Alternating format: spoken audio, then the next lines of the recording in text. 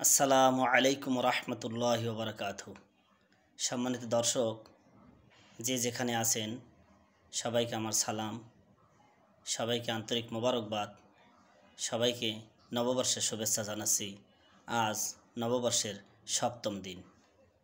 সম্মানিত দর্শক, রমজানের আগমনী বার্তা শুরু হয়ে গেছে। রজব মাস শুরু হয়েছে। রজব এবং শাবান মাসে বরকতময় একটি দোয়া আছে। জনাবে রসুল করিম সাল্লাল্লাহু আলাইহি ওয়াসাল্লামের হাদিস থেকে বর্ণিত। দোয়াটি হলো আল্লাহুম্মা বারিক লানা ফি রজব ওয়া শাবান ওয়া বাল্লিগনা রমাদান। আল্লাহুম্মা বারিক লানা ফি রজব ওয়া শাবান ওয়া বাল্লিগনা রমাদান। প্রত্যেক মুসলমান ভাই বোনের জন্য এটা খুবই কর্তব্য বেশি বেশি পড়া। সবাই হয়তো আমরা জানি, কিন্তু পড়া হয় না। অবশ্যই আমরা পড়ব, অন্যকে পড়ার জন্য উৎসাহিত করব। সম্মানিত দর্শক, আজকে যে কথাটি আপনাদের সাথে শেয়ার করতে চাচ্ছি সেটি হলো কাতারের আমির অসুস্থ বেগম জিয়ার জন্য দেশনেত্রী বেগম জিয়ার জন্য একটি এয়ার অ্যাম্বুলেন্স পাঠিয়েছেন। আসলে বন্ধুত্ব তো এমনই হওয়া উচিত। এমন একটা সুযোগ কাতার গ্রহণ করলেন যে এয়ার অ্যাম্বুলেন্সটি পাঠিয়েছেন, সেই এয়ার অ্যাম্বুলেন্সটি ধারণ ক্ষমতা ককপিটের ক্রুসহ 156 বা 150 জনের মতন। এমন একটি এয়ার অ্যাম্বুলেন্স মাত্র 16 জন ব্যক্তিকে, মেহমানকে, বিশেষ মেহমানের সাথে অন্যান্য মেহমানকে নেওয়ার জন্য বাংলাদেশ এসেছে। কাতারের আমির পাঠিয়েছে। এজন্য কাতারের আমিরকে আমাদের বাংলাদেশের পক্ষ থেকে, বাংলাদেশের কোটি কোটি মুসলমানের পক্ষ থেকে, কোটি কোটি মুসলমানের হৃদয় থেকে আন্তরিক মোবারকবাদ জানাচ্ছি। তিনি এমন মহৎ কাজ করে উদাহরণ সৃষ্টি করার জন্য। আমি বলবো, তিনি তো শুধু একজন ব্যক্তিনিকে, অসুস্থ বেগম জিয়াকে সম্মান করেননি, করেছেন গোটা বাংলাদেশকে, করেছেন 18 থেকে 20 কোটি মানুষকে, করেছেন বাংলাদেশের প্রতিটি জনগণকে। এই সম্মান করার জন্য কাতারের আমিরকে অসংখ্য ধন্যবাদ জানাচ্ছি। কাতারের আমির, কাতার মধ্যপ্রাচ্যের আরব দেশ, এই বাংলাদেশের বন্ধু। সেই বন্ধুত্বের একটি উচ্চ উদাহরণ সৃষ্টি করেছেন কাতারের আমির। হয়তো আল্লাহ তাকে শুভবুদ্ধি দিছে, হয়তো তার ভাগ্যে আছে এমন একটি উদাহরণ সৃষ্টি করার জন্য।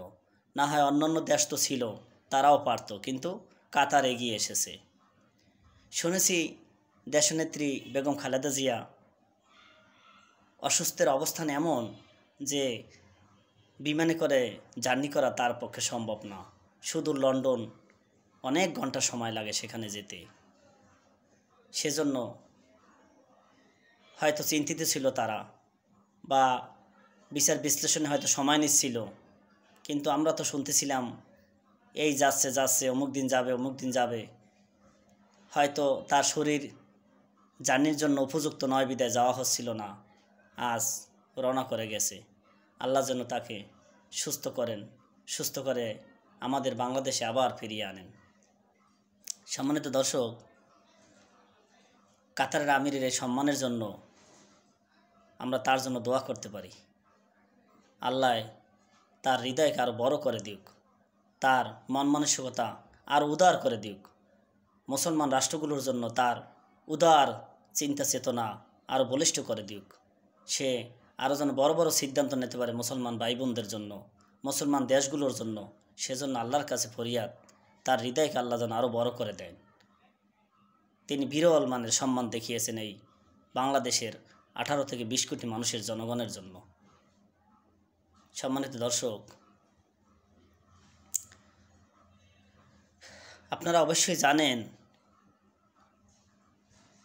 দেশনেত্রী বেগম খালেদা জিয়াকে তার স্বামীর ঘর থেকে, যেটি তৎকালীন সরকার,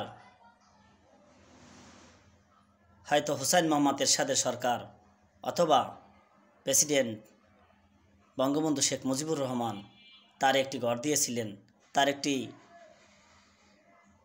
সামান্য একটি দোতলা একটি ঘর দিয়েছিলেন ক্যান্টনমেন্টের ভিতরে বাচ্চা কাচ্চা নিয়ে থাকার জন্য। তার সে স্মৃতি বিজড়িত, তার বিবাহের পর থেকে সেই ঘরে তার অনেক স্মৃতি, তার স্বামীসহ সে প্রেসিডেন্ট জিয়াউর রহমান সহ সে ঘরটায় তিনি সময় পার করেছেন। তার জীবনের বড় একটি অংশ সে ঘরে কাটিয়েছেন। আপনারা সবাই জানেন দেশনেত্রী বেগম খালেদা জিয়া কীভাবে সে ঘর থেকে উচ্ছেদ হয়েছিলেন। আমার প্রশ্ন,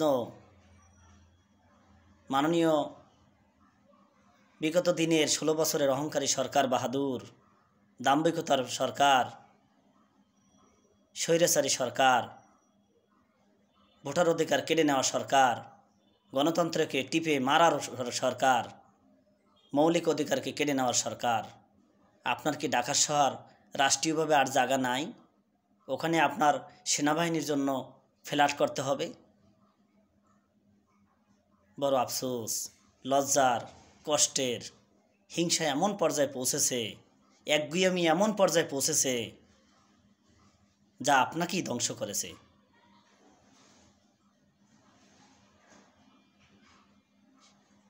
বেগম খালেদা জিয়াকে কেন উচ্ছেদ করলো? সেখানে বিডিআর হত্যাকাণ্ডে যে সেনাবাহিনী মারা গিয়েছে, শহীদ হয়েছেন, সে ভাই ব্রাদারের পরিবারের জন্য ফ্ল্যাট নির্মাণ করবেন। আর কোথাও জায়গা নেই? কত জায়গা এই ঢাকা শহর রাষ্ট্রীয়ভাবে কত জায়গা যে পরিত্যক্ত অবস্থায় পড়ে রয়েছে। হাজার হাজার লক্ষ লক্ষ ফ্ল্যাট নির্মাণ করা যাবে, ভবন নির্মাণ করা যাবে এমন জায়গা পড়ে রয়েছে। আমি উদাহরণস্বরূপ একটু বলতে পারি, পুরান এয়ারপোর্ট শত শত বিঘা জমি পড়ে রয়েছে। আর সেনাবাহিনীর জন্য কোয়ার্টার তৈরি করবে, সেনাবাহিনীর জন্য, সেনাবাহিনীর পরিবারের জন্য ফ্ল্যাট বরাদ্দ দেবে। এই জন্য খালেদা জিয়ার ছোট্ট একটা বাসাকে উচ্ছেদ করতেই হবে, উচ্ছেদ করতেই হবে। আমরা যতটা জানি, বেগম খালেদা জিয়া প্রথমবার যখন সরকারে আসে, রাষ্ট্রীয় ক্ষমতায় আসে, তখন নাকি আমরা শুনেছি মিডিয়ার মাধ্যমে, টক শোতে বিজ্ঞ আলোচকরা বলেছেন যে বেগম খালেদা জিয়া, দেশনেত্রী বেগম খালেদা জিয়া প্রথমবার যখন রাষ্ট্রীয় ক্ষমতায় আসেন, তখন সরকারি কোনো কাজে বা যতটুকু আমি শুনেছি থানা করার জন্য, একটি মডেল থানা করার জন্য বরাদ্দকৃত সরকার বাহাদুরের বোনের বাড়িটি সরকারি স্বার্থে, রাষ্ট্রীয় স্বার্থে নিয়েছিল, অর্থাৎ তাকে উচ্ছেদ করা হয়েছিল, এরকমই বলতে চাইছিল, এরকমই শুনেছি আমরা। তার জন্যই দেশনেত্রী বেগম খালেদা জিয়াকে তার স্বামীর প্রেসিডেন্ট জিয়াউর রহমানের স্মৃতি বিজড়িত সেই ঘরটিকে, দোতলা একটি ঘর, উন্নতও নয় কিছু, এমন একটি ঘরকে ছোট্ট একটু পরিসরে এই ঘরকে উচ্ছেদ করা হয়েছিল সেই জেদ থেকে, এরকম আমরা শুনেছি। কতটুকু সত্য কতটুকু মিথ্যা অবশ্যই বিজ্ঞ আলোচকরা জানেন, রাজনীতিবিদরা জানেন। সম্মানিত দর্শক, সেদিন যা হয়েছিল সেজন্য বাংলাদেশের 18 কোটি মানুষ কাঁদছিল। বেগম খালেদা জিয়া কাঁদছিলেন, অজোরে কাঁদছিলেন, সংবাদ সম্মেলনে কথা বলতে পারতেছিলেন না। সেদিন না কোটি কোটি মানুষের হৃদয়ে আঘাত এনেছিল, আর সরকার বাহাদুরের জন্য বদদোয়া করেছিল দিল থেকে। সেটি ছিল আদালতের ব্যাপার। আদালতের পূর্ণাঙ্গ রায় পাওয়ার আগেই বিগত 16 বছরের অহংকারী সরকারের দানবরা, সরকারের কিছু অতি উৎসাহীরা বিগত সরকারকে বিতর্কিত করার জন্য